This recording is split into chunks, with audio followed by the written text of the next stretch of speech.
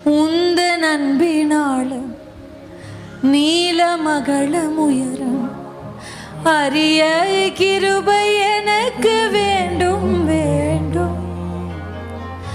எதையும் எதிர்பாராமல் என்னை நேசித்தவும் அன்பை நினைத்து உமக்காய் வாழ்ந்திட வேண்டும்.